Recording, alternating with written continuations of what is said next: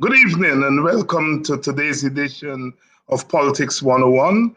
Of course, today is my day, Hinds Sight. I get to um, do my own analysis and you get to weigh in by calling into the program.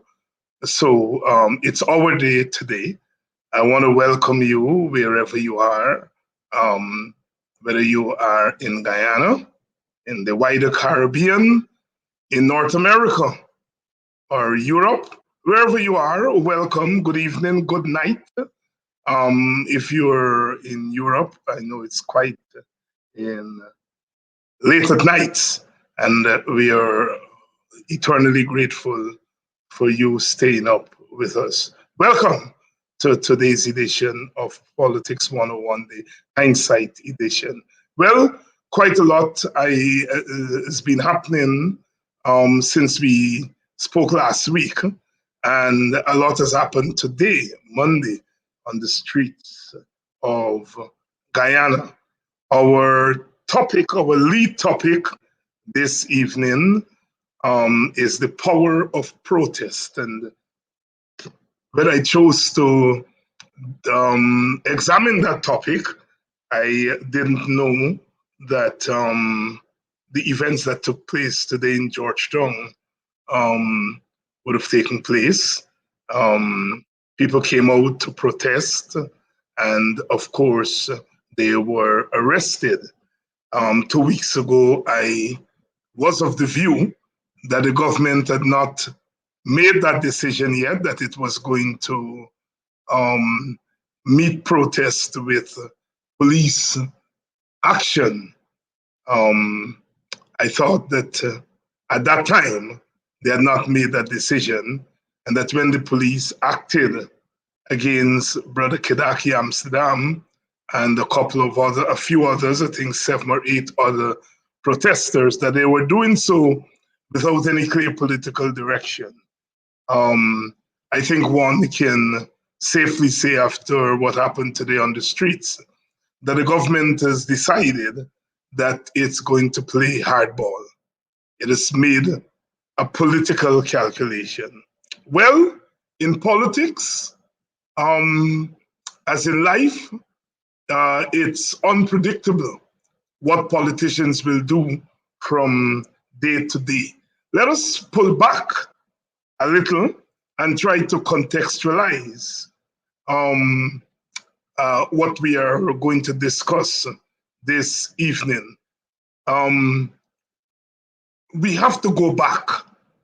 We have to go back.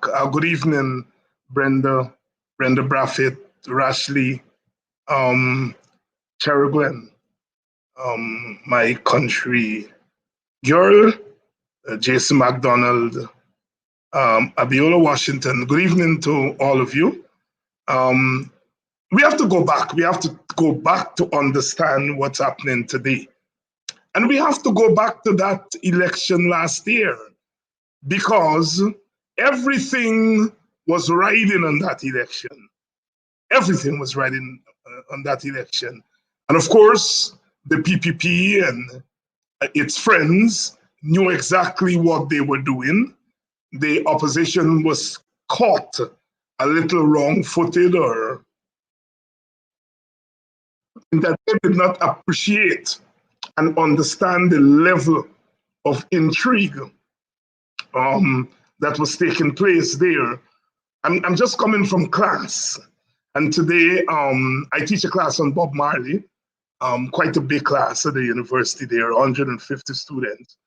And what I try to do in that class is use Bob Marley's lyrics to teach Caribbean politics. And of course, Bob Marley lived and sang. Um, he was born in 1945, died in 1981. He did his music in the 1960s and the 1970s, came to prominence in the 1970s. And the 1970s was, of course, a tumultuous decade. Brother Valentino, the Calypsonian of Trinidad and Tobago, referred to it as the Roaring 70s. The 1970s, of course, began in 1968 with the Rodney riots in Jamaica, when Walter Rodney was banned from Jamaica, and the University of the West Indies students, led by now Prime Minister Ralph Gonsalves, who was then a student at the university, decided to march the next day. And when they got to the Four Corners, they saw a crowd coming from the other direction. And as it turned out, that crowd was a crowd of young brothers and sisters from the ghetto in Kingston. And those two groups, the young brothers and sisters and the university students, marched downtown Kingston. They were marching to the Prime Minister's residence. They were confronted, and the confrontation led to rioting. Property was destroyed. People were killed. And that event marked the beginning of the Black Power movement in the Caribbean, the English-speaking Caribbean.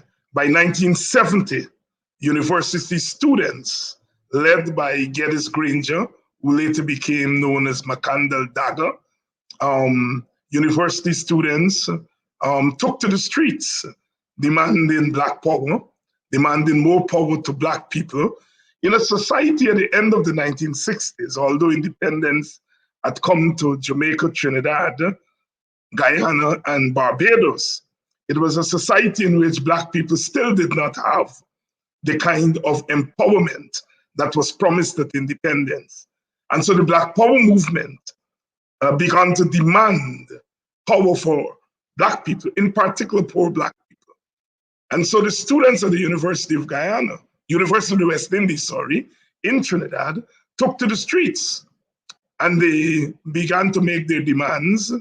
The demonstrations were joined by the wider society, and these mostly Black young people marched into the south of Trinidad, into the East Indian areas in Trinidad, and brought the East Indians out.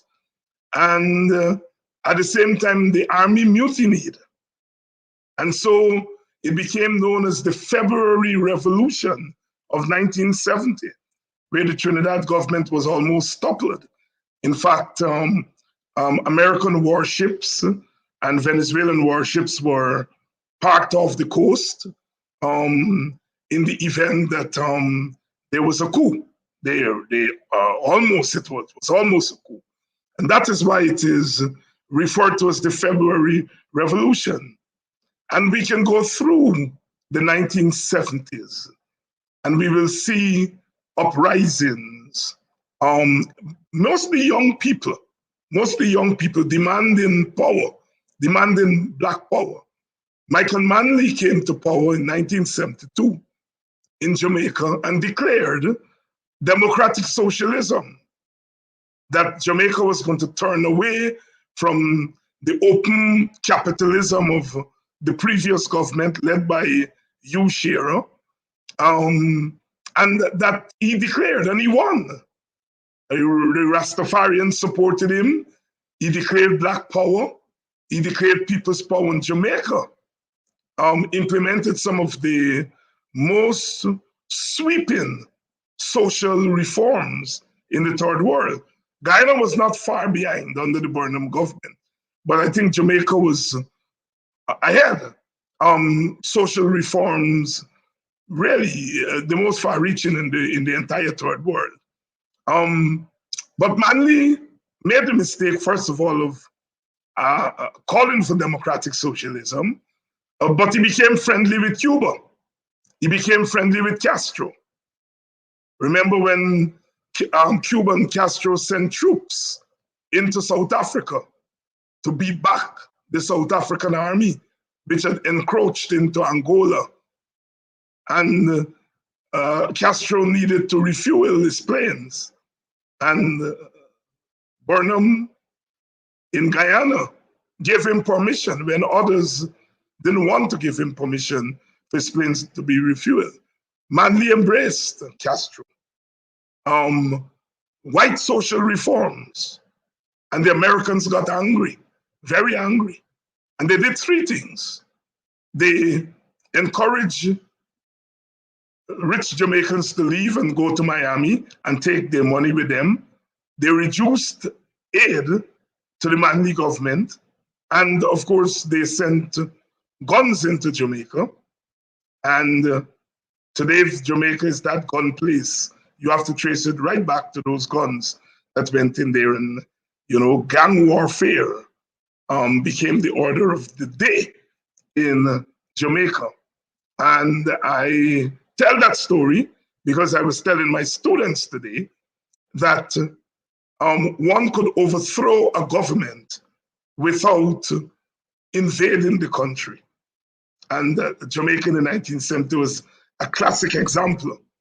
When the Jamaicans took their money with them to Miami, 5 flights a day were leaving, and they left Jamaica broke. When you couple that with the American drastically reducing aid, and then the undermining of the government, tourists stopped going because of the gun battles, and America issued travel advisory and crippled the tourism industry.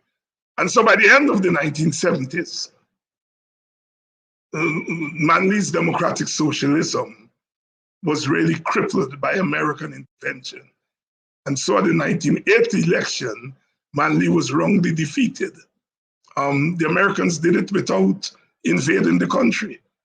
And so I was making that point to my students, and I want to make the point here that that's what happened last year, that we had regime change without any big powers intervening.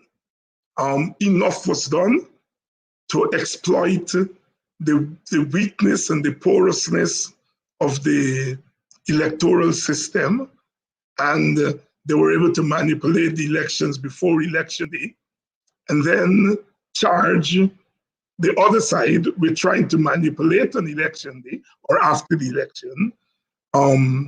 They were able to pin a lot of ills on the coalition government, charging it with undermining East Indians, and all manner of things. But at the end of the day, the last thing that was used was sanctions. By then, the coalition was severely weakened. And Mr. Granger, as the story goes, threw in the towel. In that sense, regime change was effected in Guyana without any military interference. And so we have to go back to that occurrence. Now, whatever else happened in the election, we can't know. We can't know if the coalition would have won. We can't know if the PPP would have won, because at the end of the day, the elections were manipulated. And so therefore, the results were inconclusive.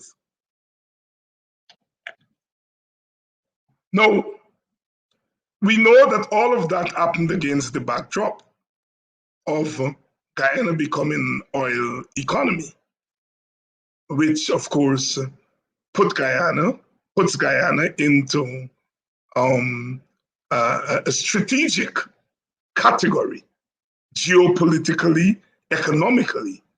And so therefore, when a small third world country finds that amount of oil, commands that amount of wealth, it is not being allowed, it will never be allowed to determine its own internal motion.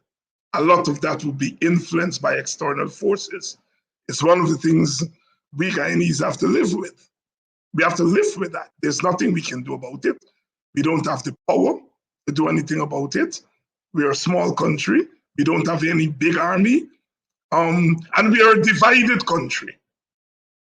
And when you are as divided as we are in Guyana, it is easy for the country to be manipulated. You put one side against the other. That's your sitting duck for external manipulation. And so it was easy then to effect regime change last year, because you had a divided country.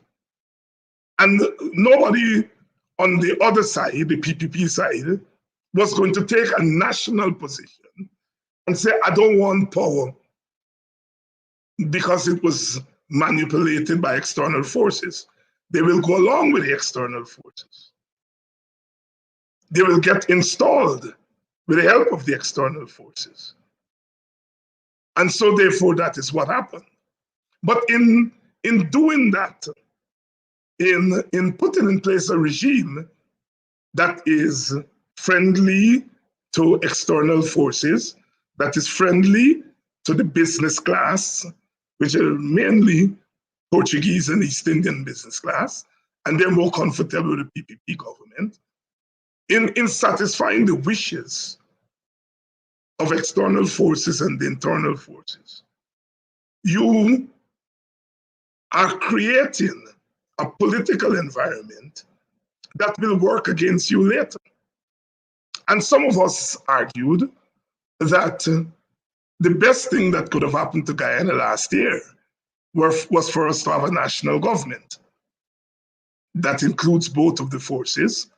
And I think the elections, the inconclusive nature of the elections allowed a good argument to be made for that. And that if you had a national government in place, what would happen is that the society would get a rest, the population will get a rest, the tension would simmer down, because coalition supporters will see coalition members in the government, PPP supporters will see their members in the government, and there would not be so much tension on the ground level. We would also have been able to confront external forces. We notice in Venezuela, the opposition and the government in Venezuela were fighting each other. The Americans supporting the opposition, fighting Maduro, but they agree on one thing: Guyana's territory. So the Venezuelans have been able to come to common ground along with those who are mediating when it comes to Guyana's land. And we in Guyana have not been able to find common ground. And I felt in my bones that we were taking a big risk with a one-party government, especially a PPP one-party government. Because I felt that the PPP is no longer a pro-national party. It is no longer a party that would stand up for Guyana. It is a party that would gamble Guyana away to satisfy its own political and economic designs.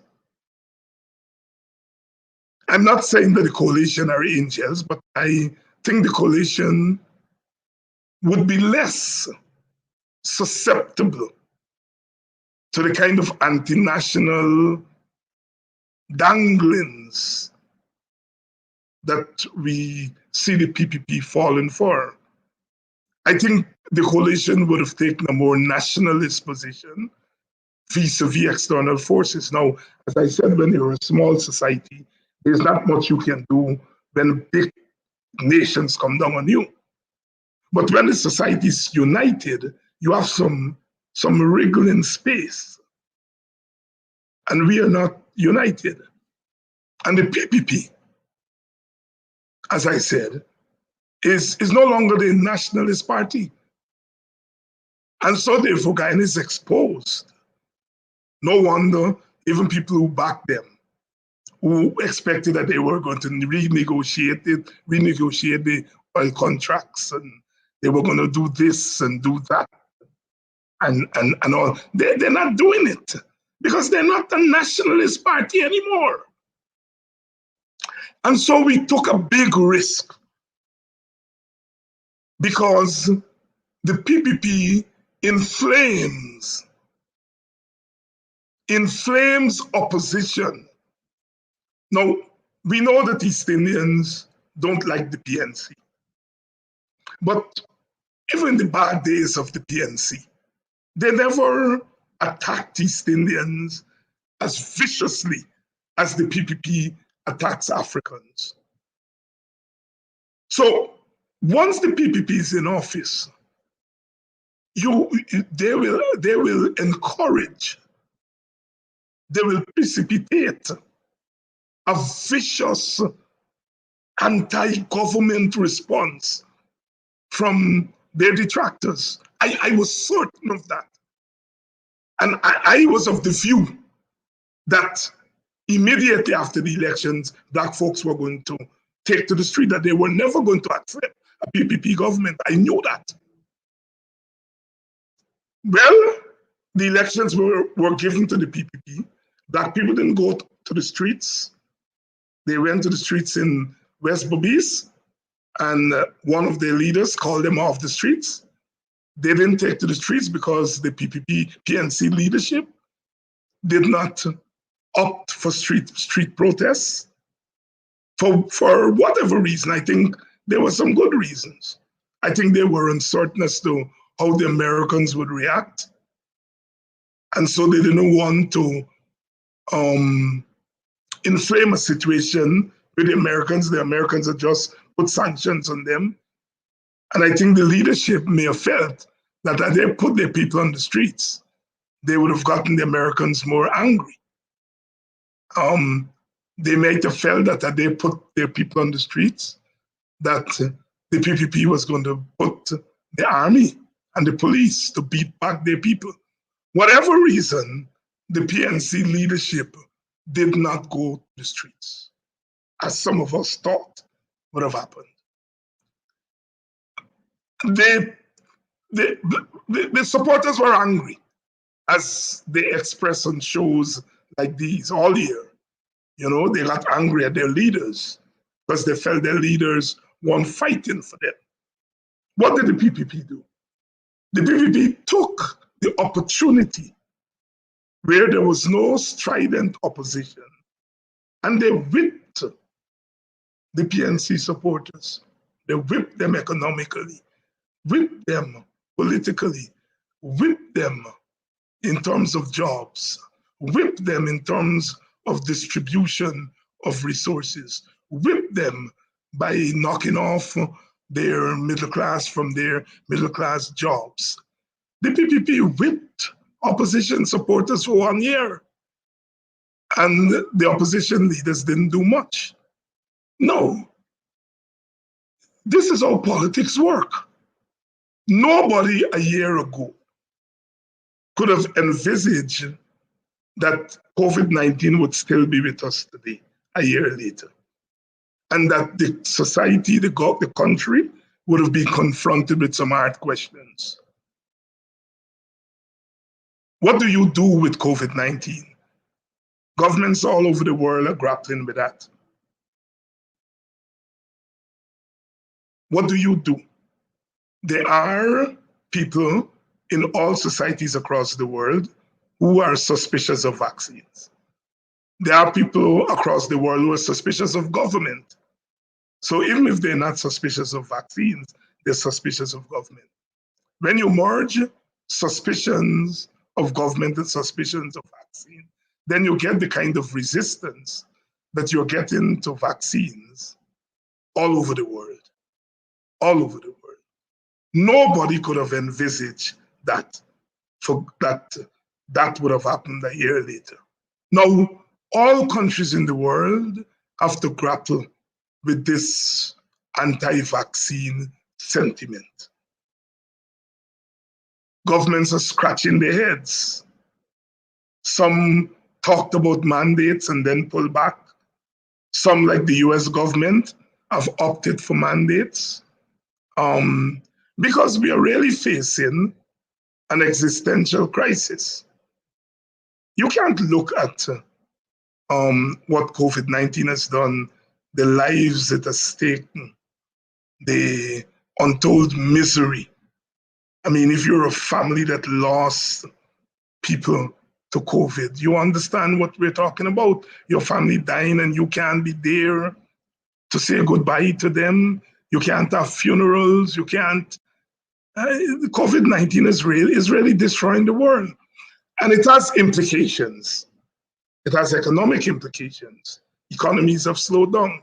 Trade have slowed. It has implications for travel.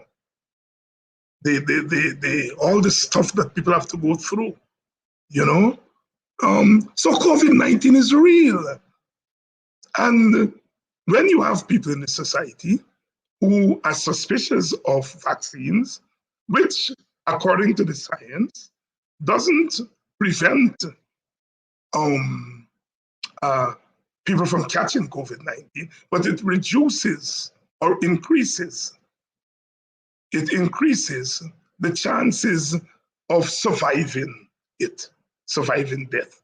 So although it doesn't, according to the science, although it doesn't stop one from catching it, it reduces the risk of hyper illness and death. And so governments that accept that science are obviously pushing for vaccines. But you already have people who are suspicious of the vaccines and suspicious of government. So governments have their work cut out for them. They have their work cut out for them. They have to think this thing through. They have to appease their own population. They have to find ways and means to get everybody on board, because it is the kind of disease that is not confined to the individual. It's a kind of disease that affects everybody. But people who are anti-vaccine are invoking their individual right not to take a vaccine. And individual rights are enshrined in constitutions across the world. And when you reach a situation where the government is either imposing mandates or thinking about imposing mandates, what that does is that it hardens the anti-vaccine sentiment, because they're now not just against the government, against vaccine, they're against the government. So mandates in an environment where people have already developed hesitancy, suspicions, mandates tend to harden that sentiment. Now, let us come to our Guyana.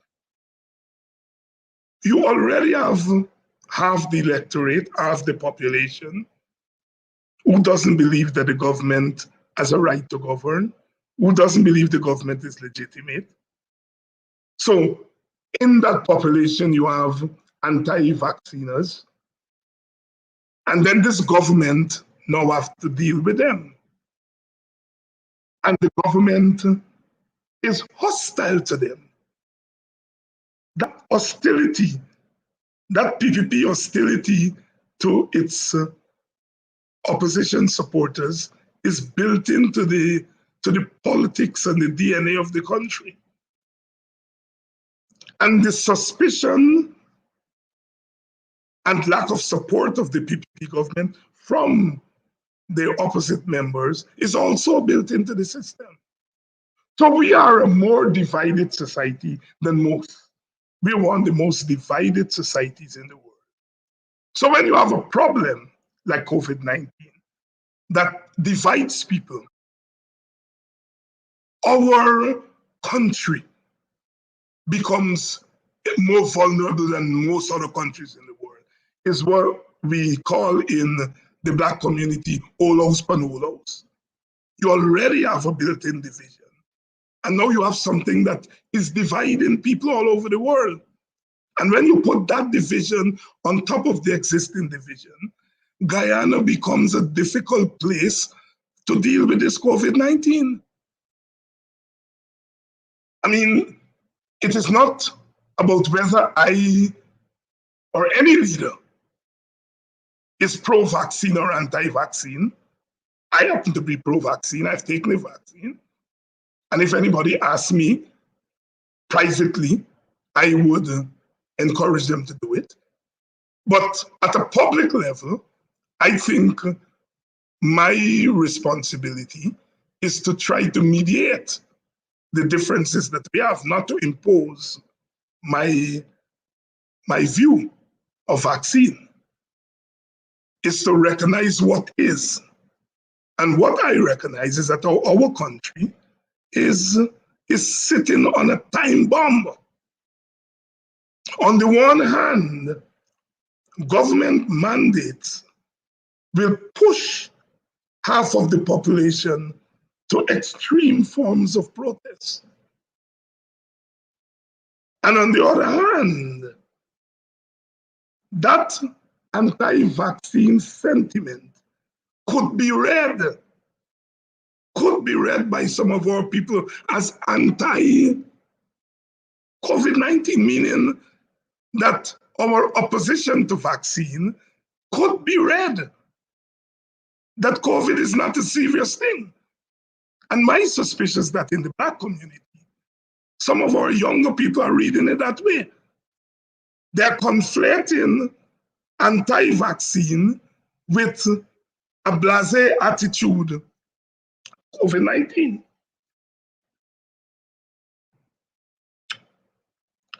And so my view is that the government could manipulate that, and I think it has begun to manipulate it. It has begun to take a lax position in the Black community. It is allowing them to congregate at nights in these parties and limes and so on. The police is no longer active in enforcing COVID rules in the Black community. So in that sense, I think the government is willfully exposing our community to the spread of COVID-19. And the intention is to then blame that on the anti-vax people. So it is beating the anti-vax people on their heads to take it. And anti-vax people are resisting, obviously. But then it's doing another thing. At the other end, it is not enforcing masks and testing and all the precautions in the Black community. I think we have to demand to see the numbers of people who are dying and the ethnic makeup of them. Because those people could be deliberately exposing our communities. And then in the end, they would then blame it on us and say, well, it's you all telling the people that it's their right not to be vaccinated. I remember, and I looked at Mr. Jack Dio when he was blaming me for telling people to undermine the government vaccination program, which I didn't. I was telling people to undermine his government, not undermine vaccine. But he conflated the two. And he said, David Hinds telling people to undermine the vaccine thing and they will die and David Hinds will not be there.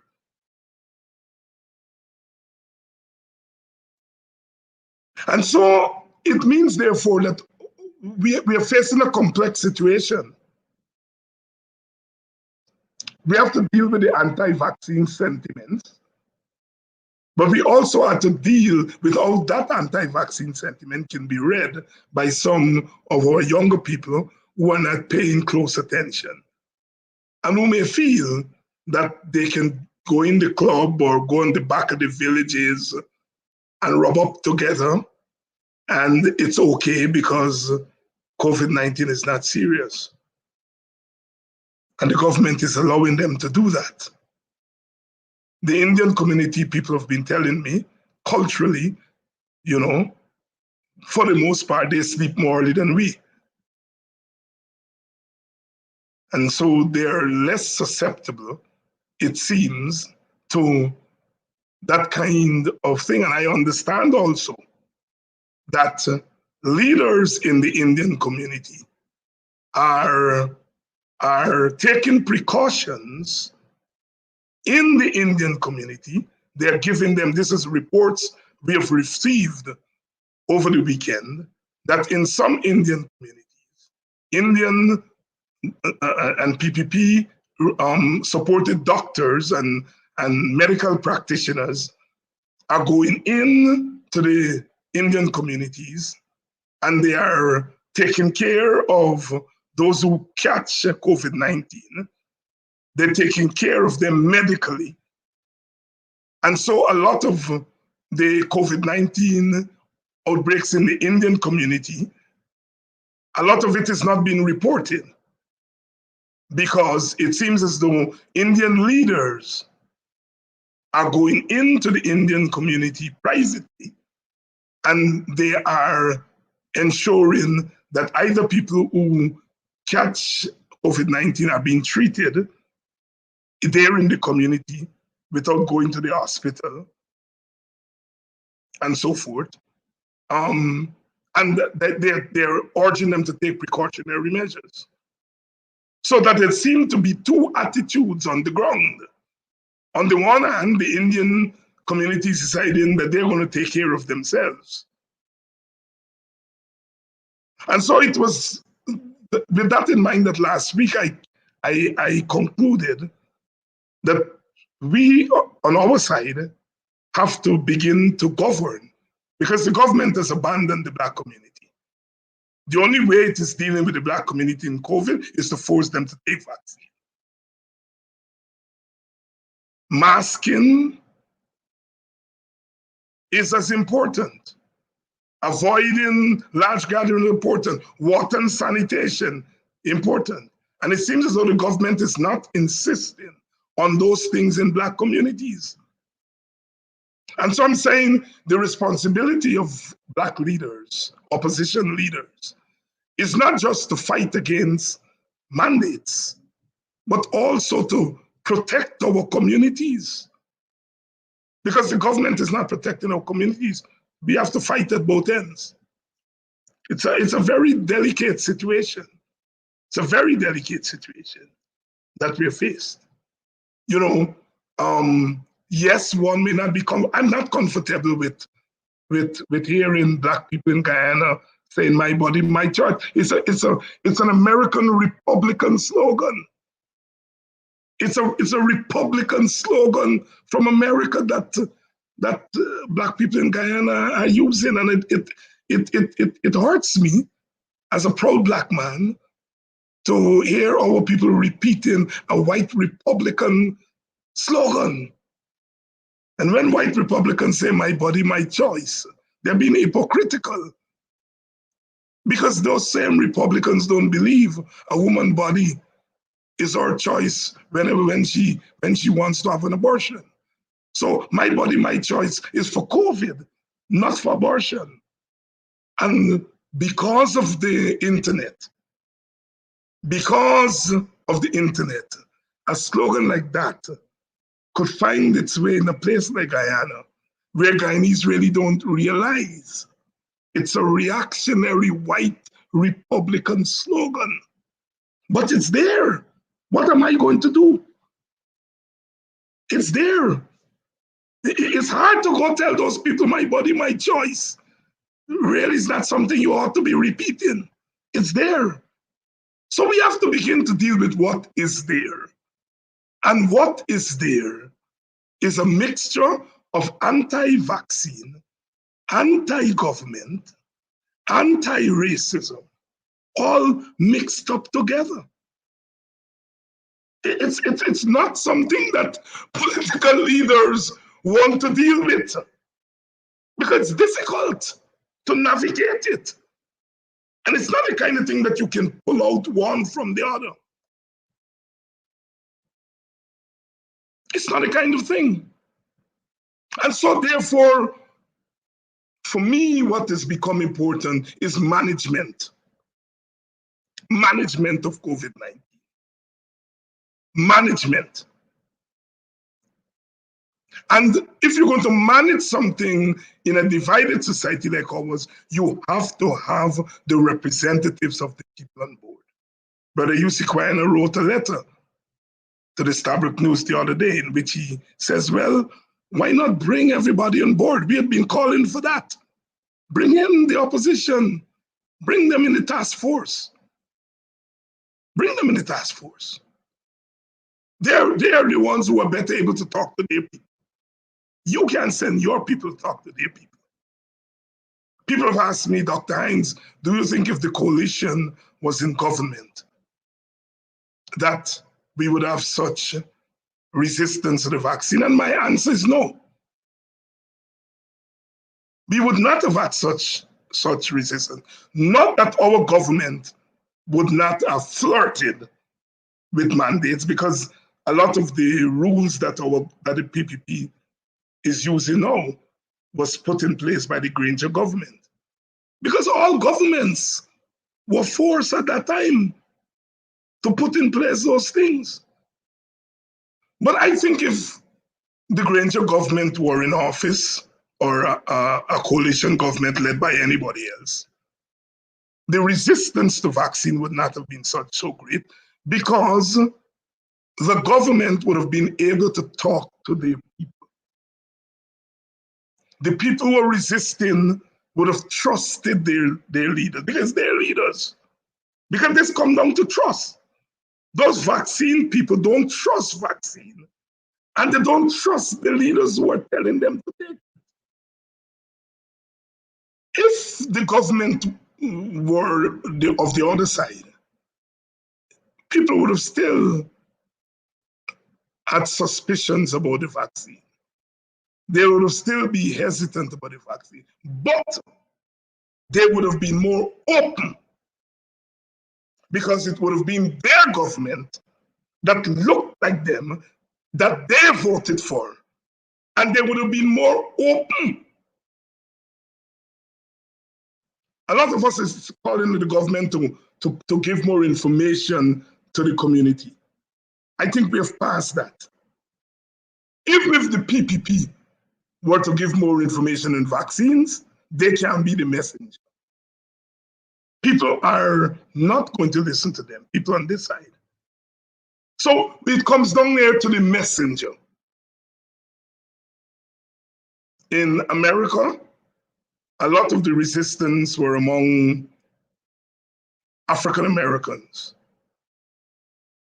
And a lot of the early deaths were disproportionately in the African American community. And the African American church got involved. And because the people trust the church, African Americans trust two institutions. They trust the church, and they trust some of their leaders. And so once the church and so got involved, we saw an increase in the vaccines among Black people.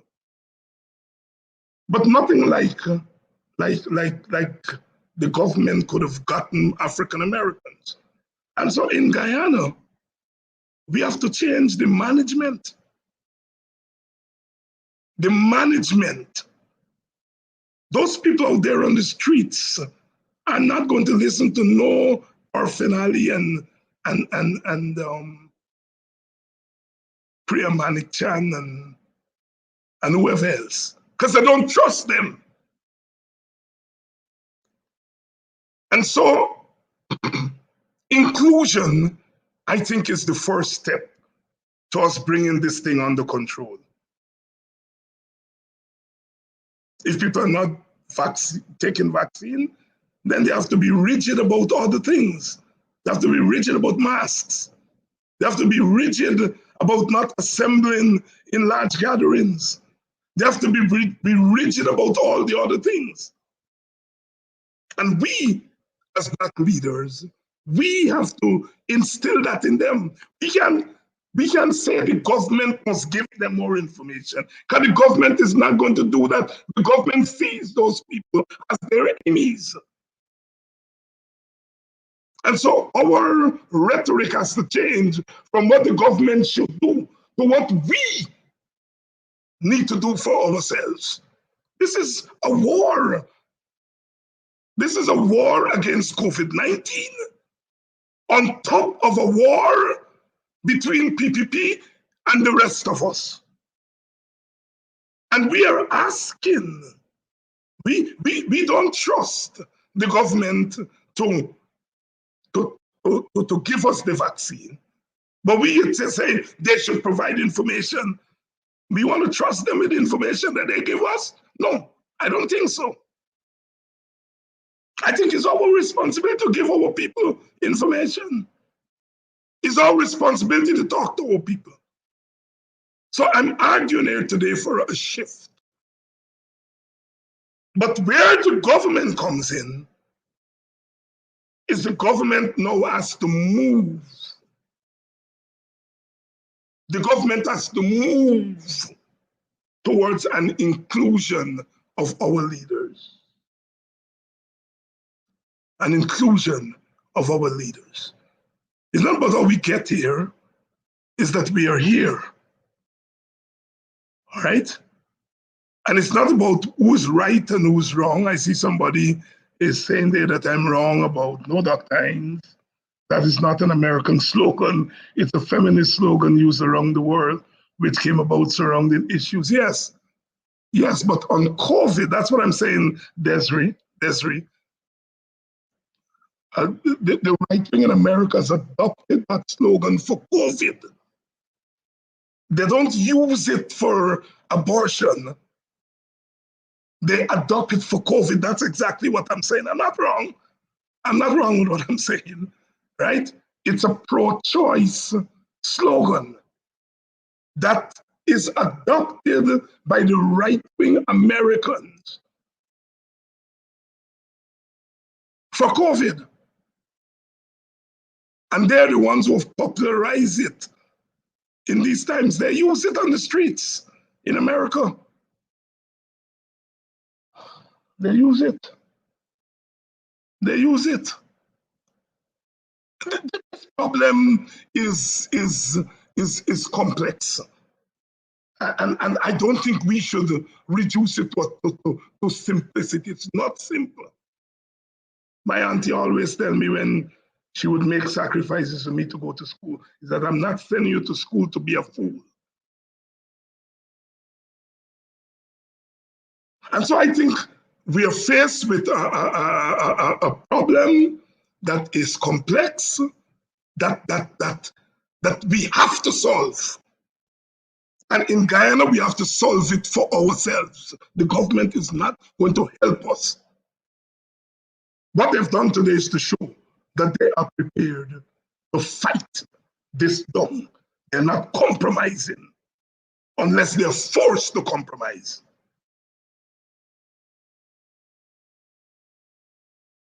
Unless they're forced to compromise. So we have to be constantly monitoring the struggle and moving the struggle around.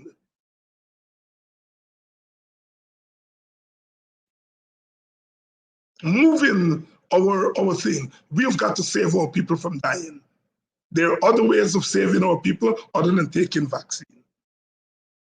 Those of us who are pro-vaccine would love if people take vaccine, but that's not the issue. The issue is that if they not want to take vaccine, we have to insist that they do the other things. And the government is not going to insist on that. The only interest the government has is in vaccinating our people.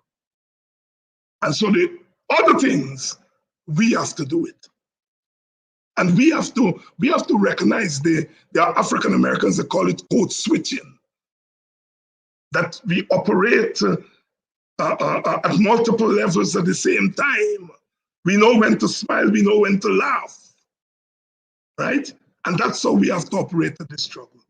We have to come on the streets as we are doing, and we have to resist this government trying to beat us, because they're trying to beat us with COVID, but the intention is that when they beat us down with COVID, is also to beat us down with other things.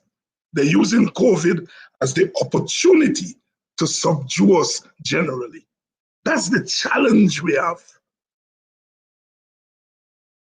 But we gotta find a way to go into our communities, whether quietly and talk to our people. Here, we fighting out there against mandates.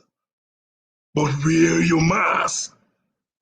Don't go in them party and carrying on like COVID is not real.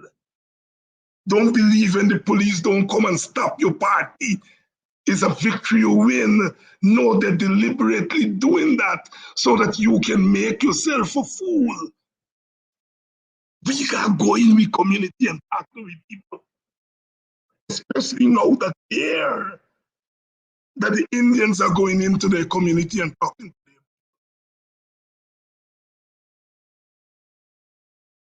So we gotta be upful against this thing. The war has been declared.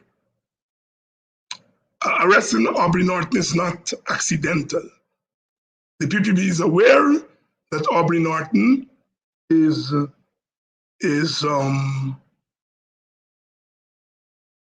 seen as the foremost Black leader, the person that people on the ground are looking to,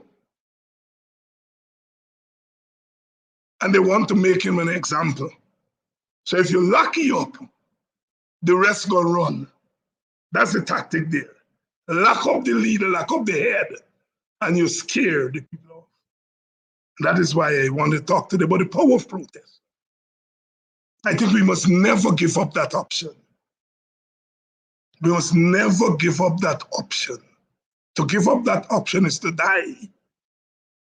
A society that gives up the option of resistance is a dead society. A people that give up the option to say no is dead.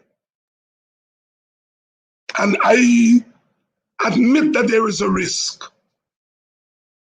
There is a risk that when you go out there to protest, the hammering and the heavy-handedness of the government,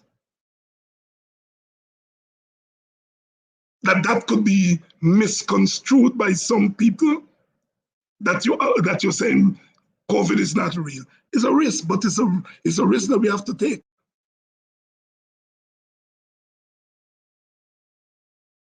It's a risk that we have to take. Because if we give up this fight, they will claim victory over us. And they will say that the people didn't listen to the leaders, Norton and Coretta McDonald and them. The people didn't listen to them. The people listened to me. This politics is not an easy thing. It's not an easy thing. It's not an easy thing. So it's a very delicate struggle. And delicate struggles mean that we have to have conversations all the time, not fights, conversations. The vaxxers and the anti-vaxxers, we have to converse. We have to be tactical. We can't be extreme. We have to leave ourselves room to maneuver. We have to know when to go straight to the door and when to go around and come in from the back. We're all in this together. We didn't ask to be at this point. Don't say, well, you know, the one of the things they tell us, well, the Americans announced mandates. Biden announced mandates. So what happened to you all now? What you all saying? Well, Biden announced mandate in America. America is not Guyana. Guyana has its own peculiarities. Biden has to fight for his mandates to be accepted by all Americans. And they're all white people. I mean, there are black people and brown people there, but, you know. Our situation is different. Our situation is different. I don't think the PPP is interested in the safety of black people.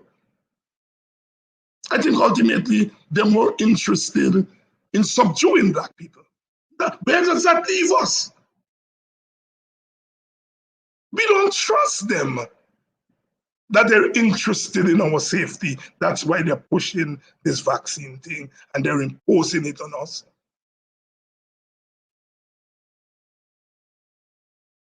That is for our safety.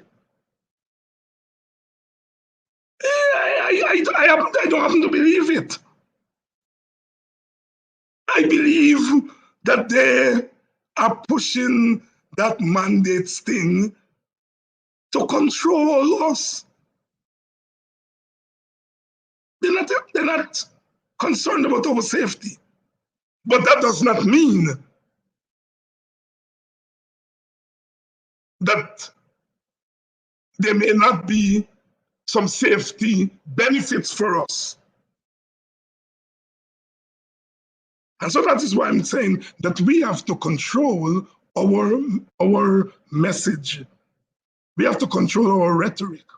We have to control what we do. We can't sacrifice Aubrey Norton and the other leaders who have decided to come out, Roysdale Ford and others. One has to give it up to them, not forgetting that the first street protests were started on the East Coast by Kidaki Amsterdam and others like myself who pitched in, and Linden. Those were the two places who started the street protest. The MPs were doing their thing at the Square of the Revolution every Wednesday, and so we have to include that.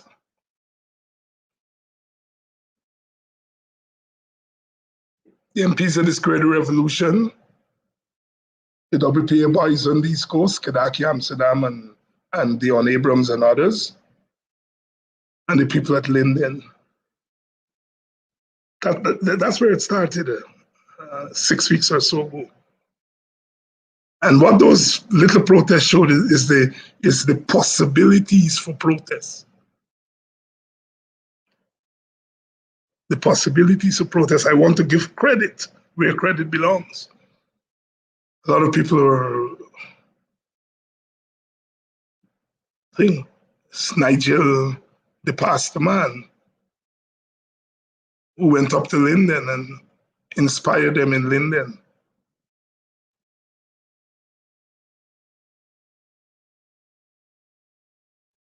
Kidaki and Dion Abrams and the WPA boys on the East Coast, and the parliamentarians at the Square of the Revolution.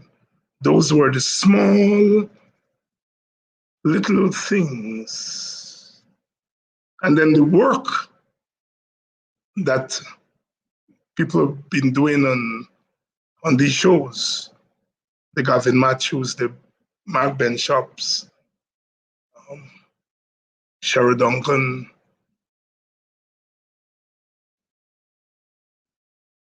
myself.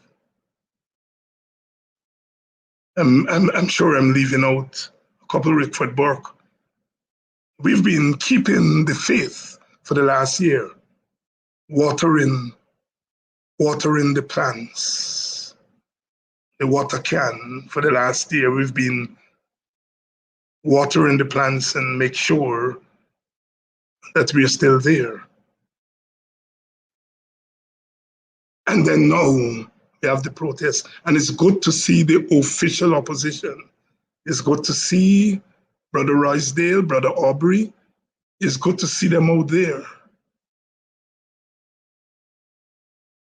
Because protest and resistance are a natural outgrowth of people's frustrations.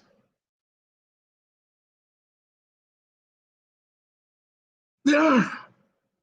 And I know political parties tend to have the tactics and strategy when to protest and when not to protest. Nigel London is the brother that I'm talking about. Thank you, Yasmin. You get old like me sometimes, all these names percolating in your head. You forget names sometimes. But that brother, I've got to bring him on, to talk, He went up to Linden and I was about to say, give the spark, but I don't want to say David Hinds talking about fire. And the spark on the East Coast with my brother and my brothers in the WPA, and then Georgetown, the parliamentarians. We provided leadership. And what happens is now the official leaders, well, not the official, but the former leaders have now joined the struggle. It's good to see Aubrey and them out there. And once they go out there, the other side is going to get jittery.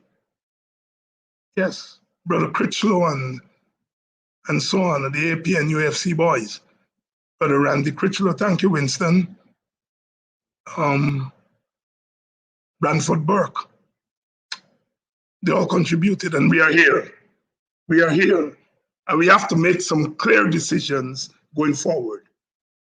And I am saying that we have to up the struggle, but we have to understand it's delicate, and we have to fight at the top end and the bottom end. And those of you who know cricket know what I mean by the top end and the bottom end. We got to fight where the breeze is behind your back and the ball going to swing. And then we have to fight against the breeze that is going into the community and talking to our people and tell them this fight against government mandate is not the fight against life. That we don't want more of our people to die. We don't want that. And the government will willingly allow us.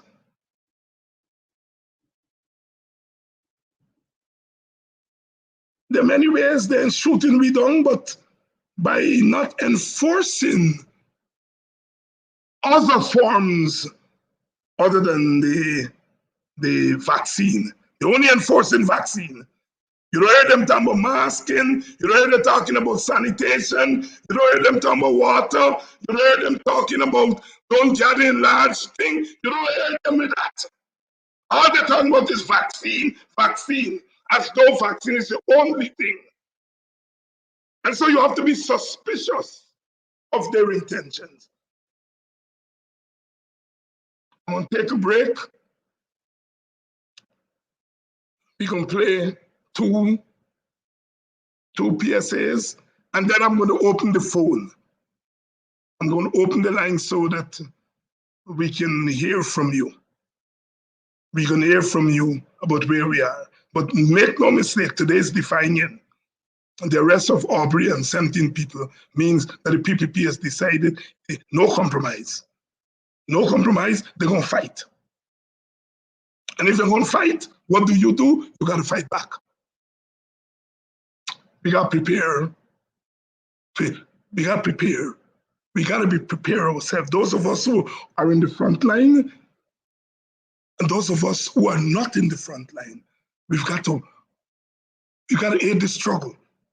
One of the things about struggle is that you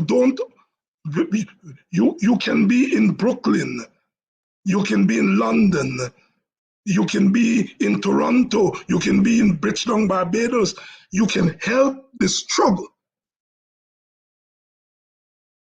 As someone who's been in this thing 40 odd years, I can tell you, we on the front line, when we knew that there were other people who were providing all kinds of support, logistical support, or providing intelligence, financial support, it made us more vicious in terms of standing up against injustice. When we know that we're not out there by ourselves, that there were others, a phalanx of people. We hear about Dr. King, we hear about Malcolm X, we hear about Burnham and Manley, but they were not out there alone. There's phalanx of people behind them. And so you all have to play your roles. All right, I'm going to take a short break, and then we're going to open the lines for your... Please help keep Politics 101 on social media and broadcast television. If you are in North America, please help keep Politics 101 on social media and broadcast television. If you are in North America, please donate via Cash App or PayPal. If you are in Guyana and the Caribbean and don't have access to Cash App and PayPal, email your pledge to dhinds6106@aol.com and we will direct you how to get your donation to us. Thank you in advance for your donation.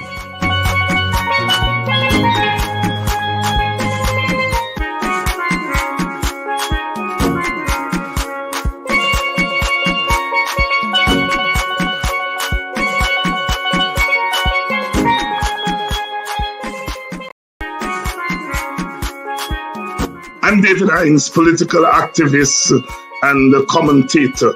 If you're looking for informed discussion on Guyanese politics, you must join me every Tuesday and Thursday evening at 6:30 on Politics 101 with Dr. David Hinds.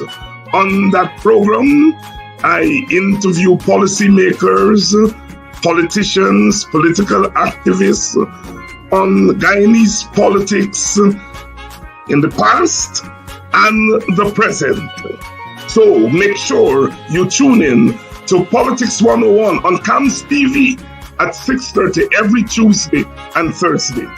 And on Mondays at 7 o'clock in the evening, 7 p.m., you can join me for Hinds Sight. On that program, I give my take on politics. And then you can call in and talk to me about the politics in Guyana, the Caribbean, and the rest of the world. That's Monday evenings at 7 o'clock. And so here we go. Monday, 7 o'clock, you can join me. On Tuesday at 6:30, Politics 101. On Thursdays at 6:30, Politics 101. And if you haven't gotten enough of me by then, you can catch me on Tuesday mornings on the Buxtonian Morning Time with Kedaki Amsterdam, where we rap about politics also. And that's at 7 o'clock in the morning on CAMS TV. All of these programs are on CAMS TV. So catch me Monday, on Tuesday, on Thursday, and you get all you want to know about Guyanese politics.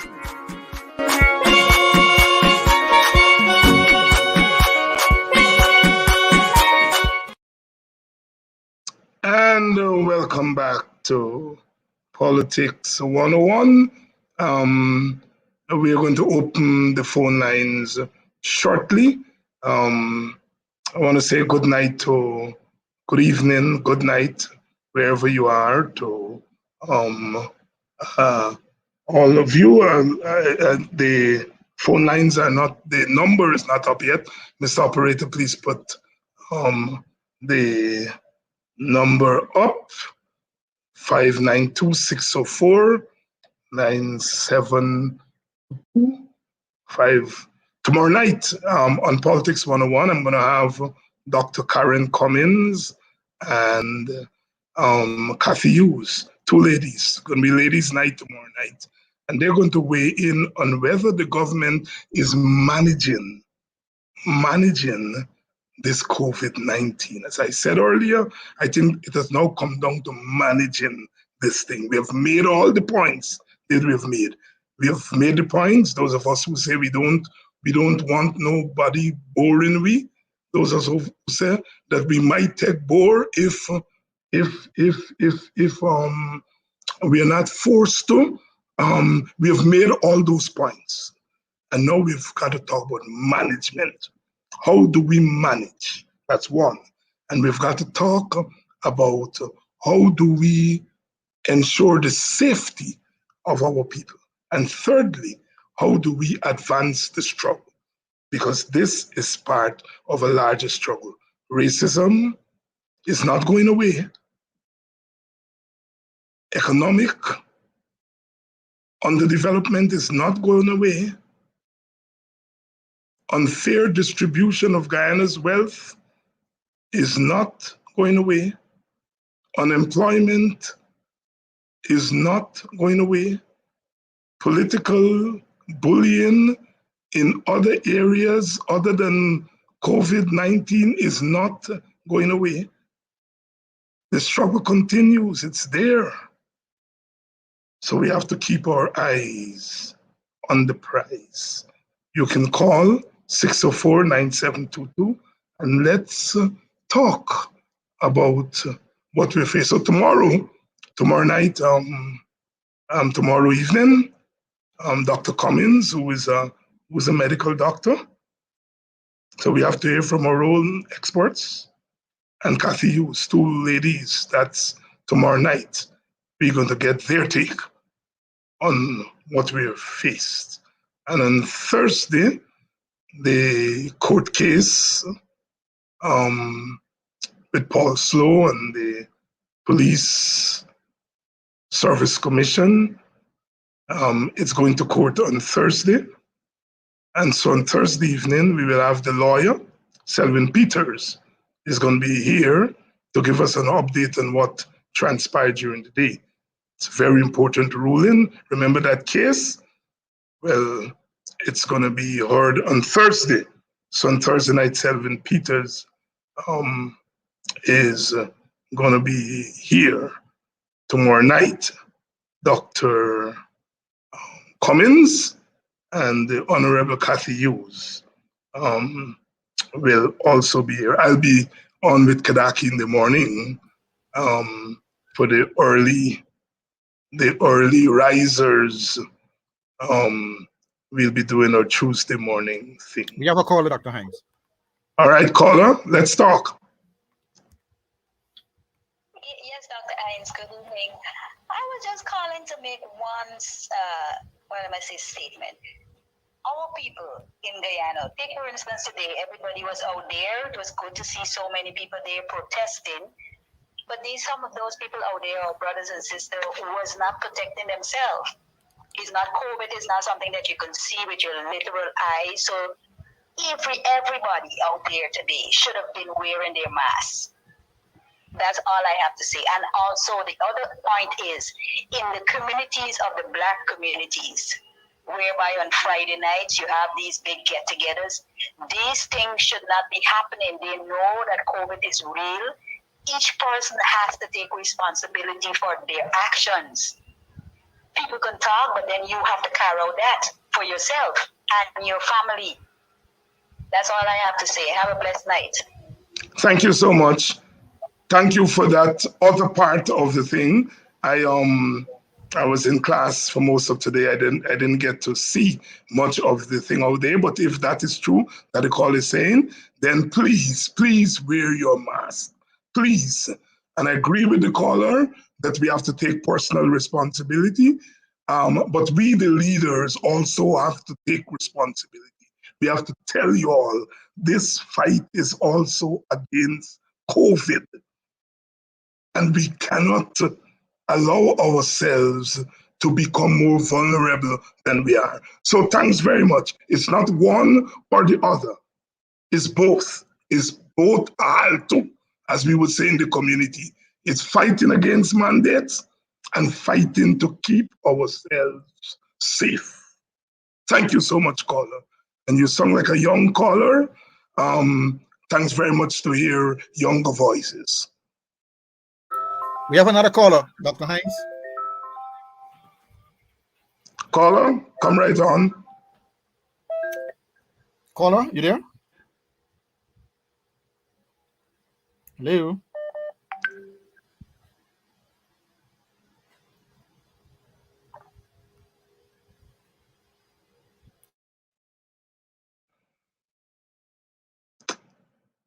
While we are awaiting the connection there,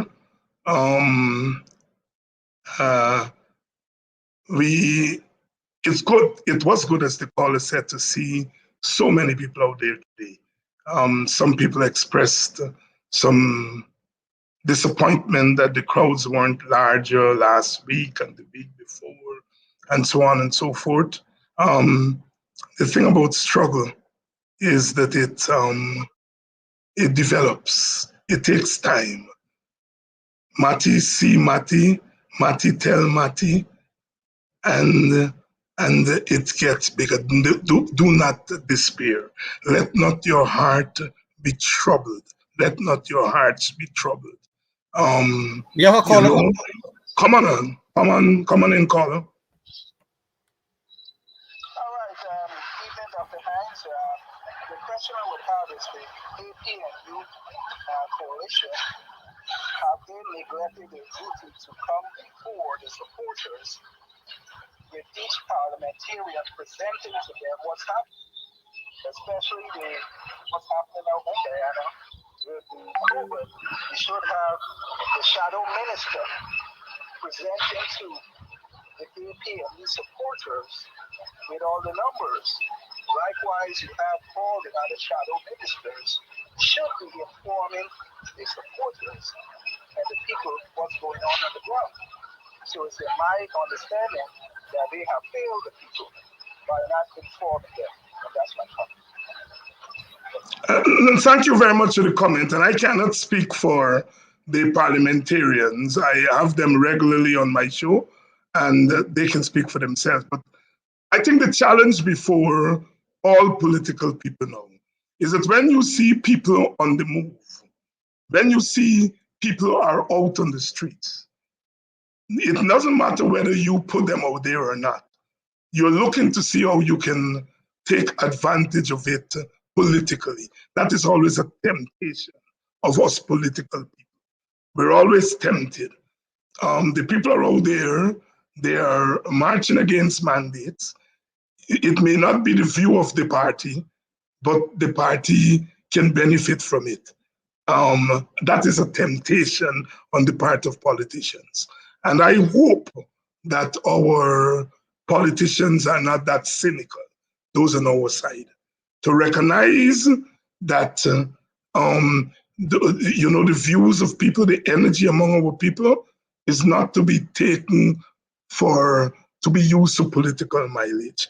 That we have the responsibility, as the brother said in that call, to give our people information and to give them confidence. And we know that we are competing with the internet, we are competing with a lot of people out there and so on. But we also have to give them our information.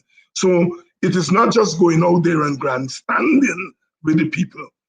It's also telling them, put on your mask. It's also telling them, you might have been contextually not on point here and there. That is, the call is right. Leadership is important. We have another Leadership. caller. Thank you, caller. Come on. Yeah, good night, Dr. Hinds.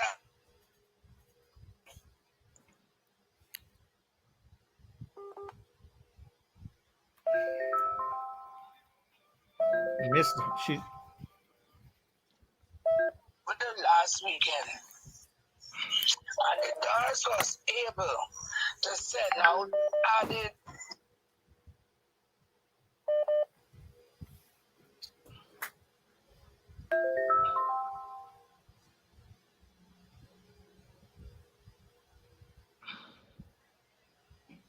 We lost that caller there. I'm seeing some very interesting comments, Wendy's saying here, Dr. Anzion Kidaki made a good point by letting Black Guyanese be more aware of the number of Black people who have died of COVID. Thanks.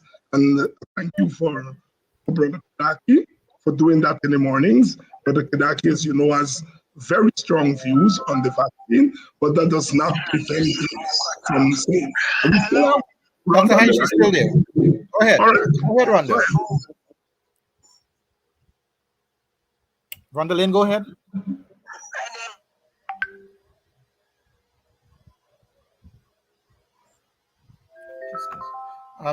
Dr. Hinds, we got to remind callers to call on the WhatsApp and not direct. You need to call WhatsApp and not direct, right? All right. The operator is saying that it is better to call via WhatsApp because when you call direct, you knock the WhatsApp people off. Technology. We have a caller. Caller, go ahead. Good night. Good evening. Pleasant good night to you, sir. I want to agree fully with that call a little while ago about our citizens not protecting themselves.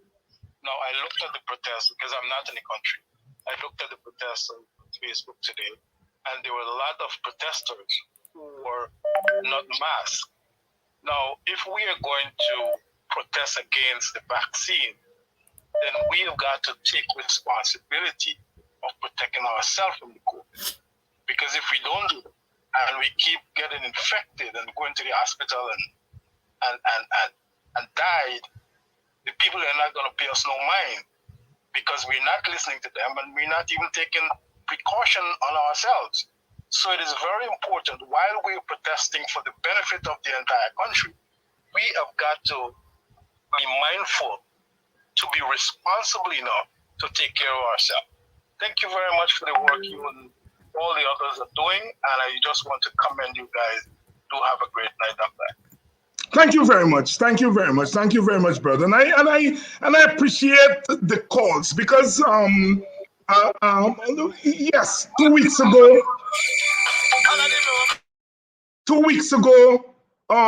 3 weeks ago, we could not have had this kind of conversation.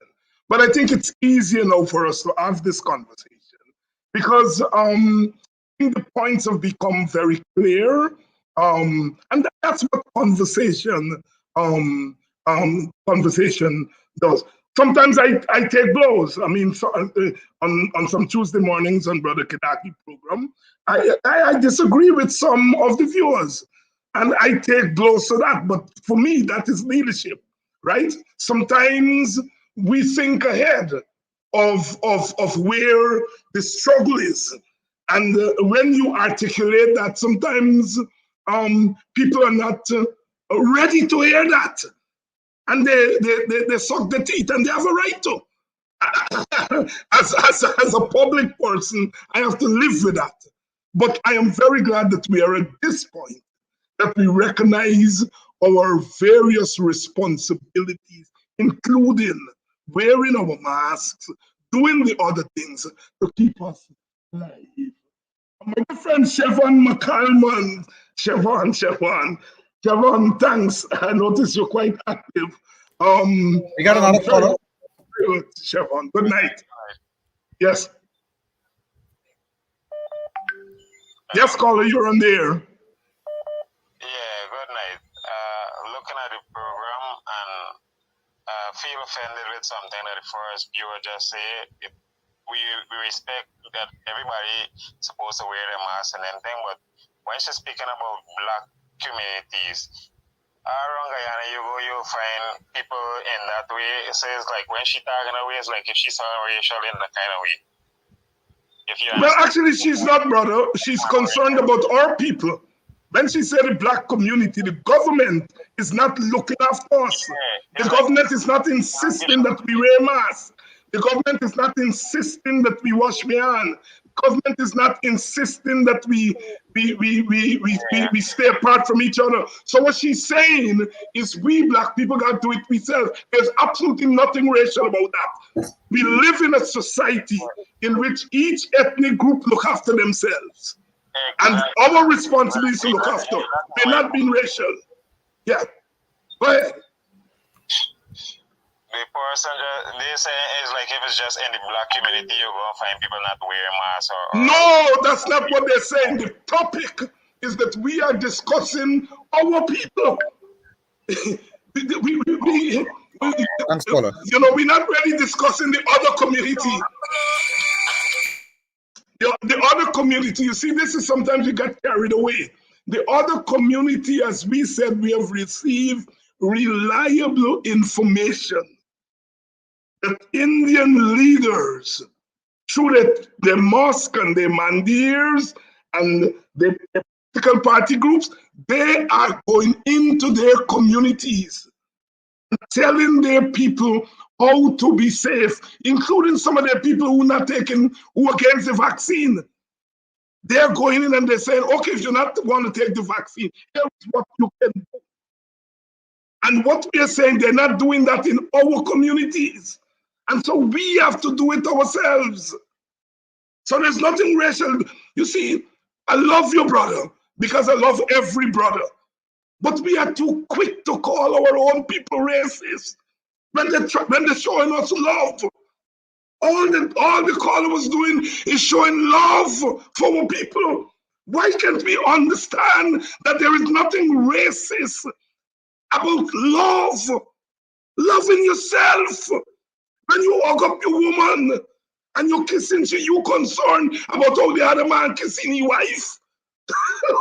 you loving up your woman. All right. We got a caller. Go ahead, caller. Caller? Hello? Go ahead. Hello? Hello? Yes, you're on the air. Yeah, good night, sir. Turn down your phone or whatever you have in the background.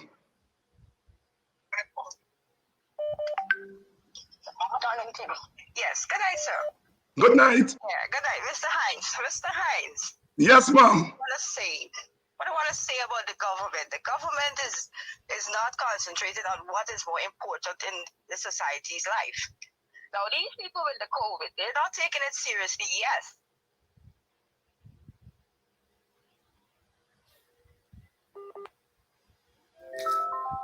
Somebody calling direct again.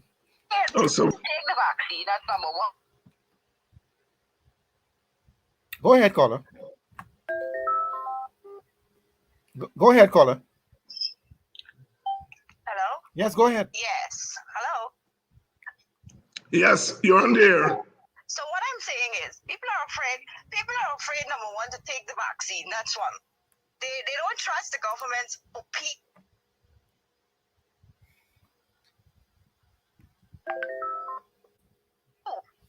Now, they're concentrated on people taking this vaccine. People are afraid to take the vaccine. So the only solution to this problem that I see is fit for everybody, which everybody will be benefiting from the solution, is for them to give the testing for they have to provide. They should be free. So if they give it free to people, then people can afford to be comfortable in a state where they don't have to be fighting up behind the vaccine issue and providing this blue book to say, well, oh, I'm vaccinated. So if you give them the test, they will afford the test, yes, it is free. Don't you think that is possible, or that is the only solution right now to this vaccination thing? Well, I think it's a very important solution. I don't think it's the only solution, but I think it's a very important solution. I guess you want it. Yes. That's the only solution. Okay, I will go with you. I understand what you mean when you say it's the only solution. Take the vaccine. After all, they will take the vaccine whenever it is fit for them. And you see, the most important point you make here. That is, of course, the important thing is concentrated on what would benefit people and how you should work out this issue. Because what they're doing right now is only making things worse. Yes, I agree with you. And I think the key to what you say there is not just the test, but making the test free. If you're making the vaccine free, why can't you make the test free? Every week on their salaries as well. And then cost of living is so damn high. You think people are going to spend their money on tests, or they're going to take their money and spend it on themselves? Yeah. If you're making the vaccine free, which I agree with, make the test free also. Make the test free also. Of course, and that is the only solution that I see fit for this whole dilemma that everybody is going through. But then on top of that, everybody is going against it. But, oh, this one racial, that one racial. It's not about racial, it's about providing solutions to problems.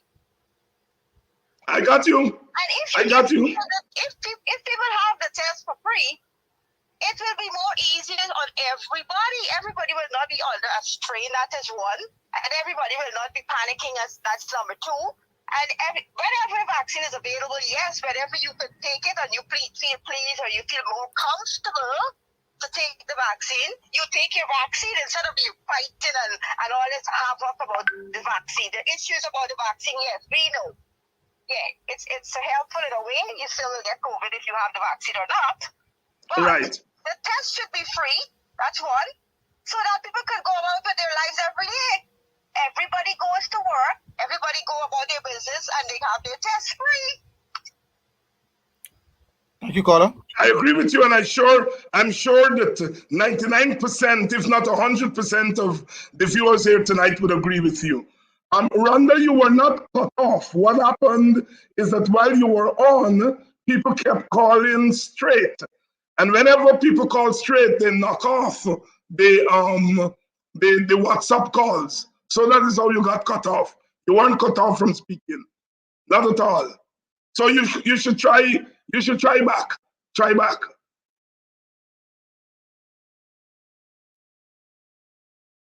Do we have another call? I think that's a very democratic solution. Well, not solution, but it's a very democratic approach. Which is that what is good for the goose must be good for the gander. All right. So you give him the vaccine free. That's okay. I agree with that. And give the test free too. Give the test free too. You know, these are the democratic approaches that give people confidence in government. If people feel that the government is being fair, they are going to flex as much as they don't like it, like the government. But the government, everything it does gives the impression that it is not acting in good faith, that it is not being fair. And so therefore people are not going to flex.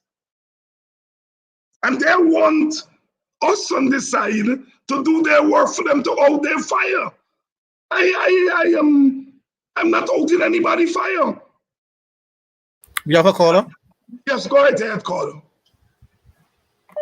Yes, Dr. Hinds. At the protest, can you ensure or tell whoever is organizing these protests for them to have masks available for persons who does not go there with masks, and for them to ensure their social distancing so that they can curb the spreading, because you know that would be seen as a super spreader, so to speak.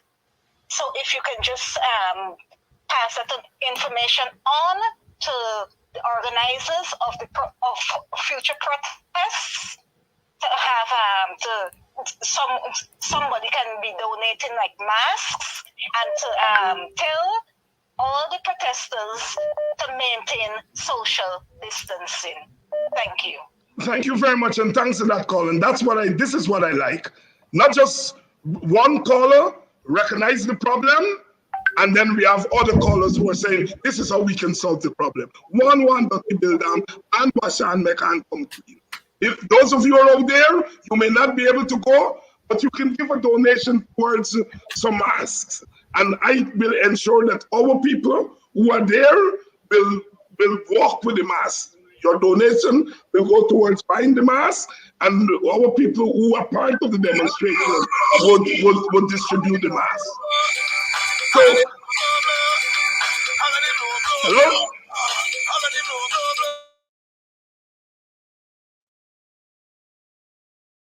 Is there a caller? Right. So I was saying that. Yes, go ahead, caller. Yes. Hello? Continue. Yes. Yes, Mr. Hinds, I got bumped off there. Another point that I want to make is, number one, the vaccine that they're giving people is not approved by WHO. That's one. Yeah, thank you, sir. The other point that I'm trying to make, I got bumped off earlier, is that the vaccine that they're giving to people is not approved by WHO. That's the issue. People are afraid to take this vaccine. Now, people are getting side effects from the vaccine. Some people's bodies are not built to take the vaccine, which is they're not capable enough to take the vaccine. So whereas they cannot be vaccinated at the same time. So that is what I was making the point about making the tests free and available for us nationwide. Thank you very much for that contribution. And another thing is, why is it a big issue on taxing these people for this test so much, which is $25,000, I think. And we have found oil in Guyana, which is a very expensive commodity. Well, you should be given the vaccine test as well free because you could afford it with the oil.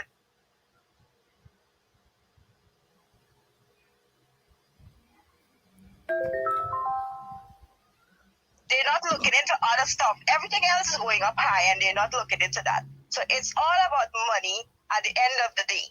And they don't care what the citizens and the people of Guyana has to go through because of that. So that's the point I'm trying to make. Everybody is just afraid of this vaccine. So that's the only thing I see could make the solution. This problem, get a solution to, is to give in the test free. So people can be tested free every day. If you want to test every day, it's no problem. It's free. Thank you. Thank you. Thank you very much. Yeah, I can test. I can take the test every day if I want to. At my job, I am vaccinated, but on our job, they randomly send around notices to us, their mandates, to go get tested. And so I get the opportunity to get tested every 2-3 weeks, even though I'm fully vaccinated.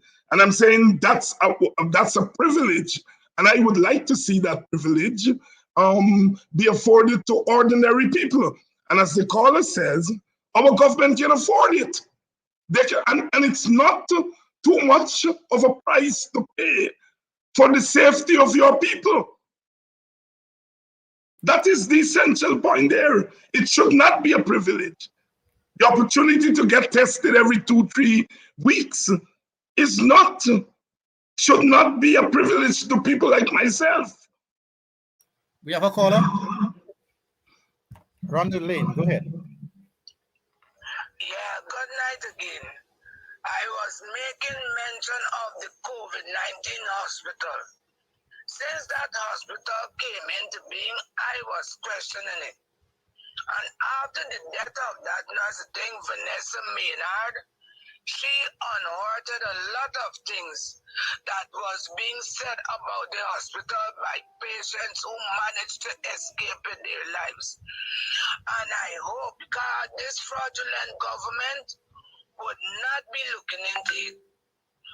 What they are practicing in that hospital, as I mentioned earlier, is a thing called euthanasia, where you're just killing people. I hope the outside world could take a keen interest and have some kind of data being given and proper records on what goes on there. Because in the general hospital, if somebody goes there, like the pregnant women, and they die in childbirth, and the baby dies in childbirth, the hospital staff, the nurses there, the entire maternity ring, usually have to prepare a lot of reports. And when they get down, they just end up knocking off the midwives, the lowest rank. And I believe some drastic measure should be taken against those workers there. Because it is claimed that when you go there, they have no time with you. They are hardly giving everything that the nurse said. It is the fact. Because I've heard that on many instances. And for the people who went out on the protest today, we want y'all to be around much longer. Please walk with a mask and social distance. I used to be going on that protest line, and I would always have a mask on, and I try to maintain my distance. I will join the protest, but I don't know when.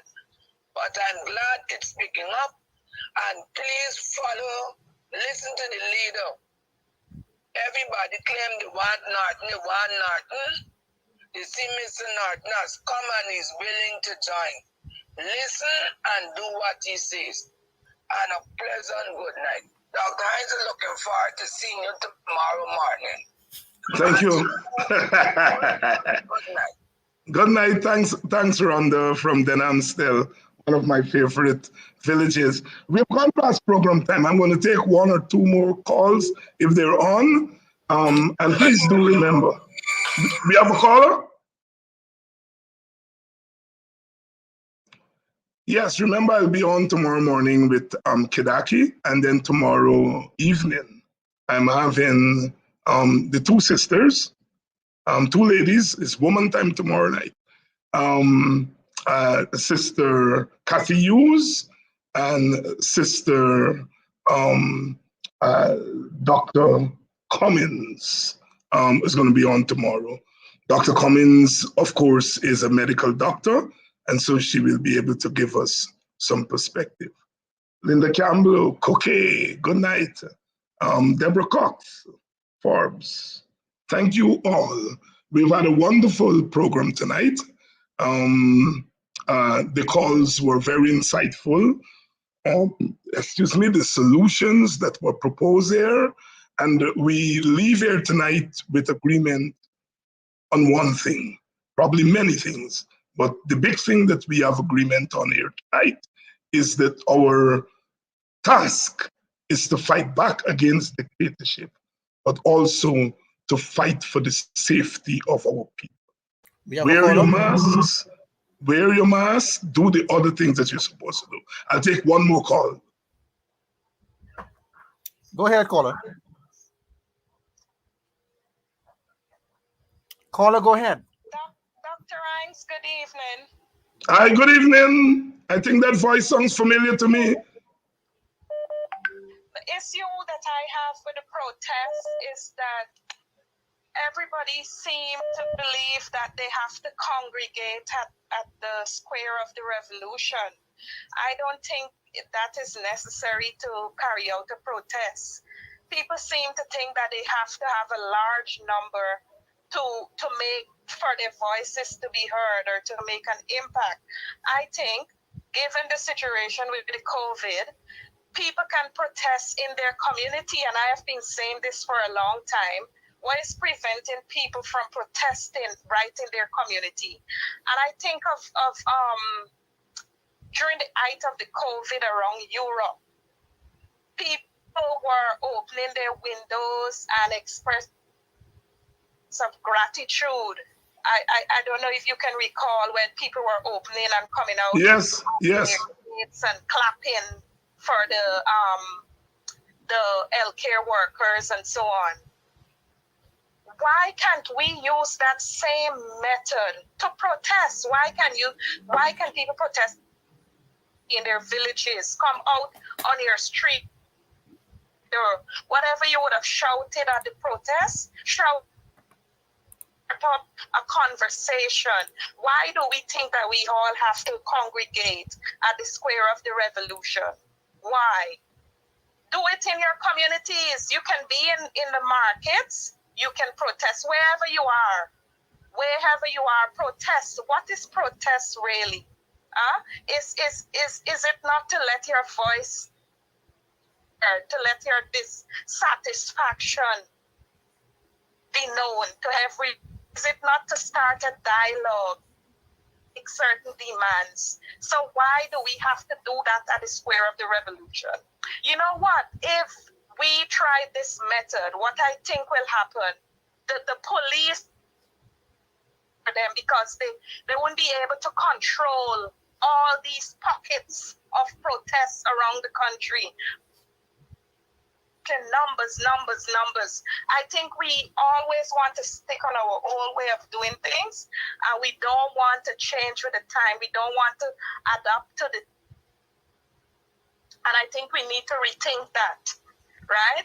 people need to start dialogue, start conversation in their communities. And that is why I'm so impressed with the people of Linden. You know, they unite as a community. You know your community. You have intimate knowledge of your community. You know your neighbors. You know who is affected and by what. You know how you can support your neighbors. Do that. Do that. Start the dialogue there. And then it's going to come. It's going to come together in time. But we always want to start from the top down instead of using the bottom up approach. We are grassroots organizing, right? Because this is not one is right, and we have to, because every idea start with dialogue. Every idea by this back and forth. You know, let ideas contend within your communities, and then you would able to take it to the wider Guyana as a whole. But start where you are, because it's not just only about protests. It's about thinking about ways and means how we can come together and empower ourselves economically. And yes. Garden to cut down a plot of land. We know who have the land within our communities. We know who to approach, and we can come together and put our resources together. We see the government is trying all they can to stifle our progress. What are we going to do about it? Just go at the square of the revolution. You know, we are more concerned about how we look to others than what impact we are making. That is from my observation. All right, so thank you very much for your observation, and I think there's merit to what you're saying, except that, as Siobhan says in the chat here, that we have to do both. There is a cultural thing about demonstration, but also to remind you that a few weeks ago, we, the WPA and the friends, did exactly what you're suggesting. We did 2 demonstrations in Buxton, and we did 1 in Victoria. And we plan to resume them because we feel that to supplement the big demonstrations, which we think are necessary, we also have to do the village and the community thing. So your point is well taken. There's a lot of merit in it, and we are going to try and to ensure that we stress both the big demonstrations and the community grassroots organization. And as I said, we did it a few weeks ago. We had 3 of them on the East Coast, and we plan to resume them. Thank you very much. And thanks to everybody. We've got to go. I know other people have other programs they've got to go to tonight. So I have already eaten up some of Cheryl's time. So let me release you so you can go to the other show. Thanks to everyone.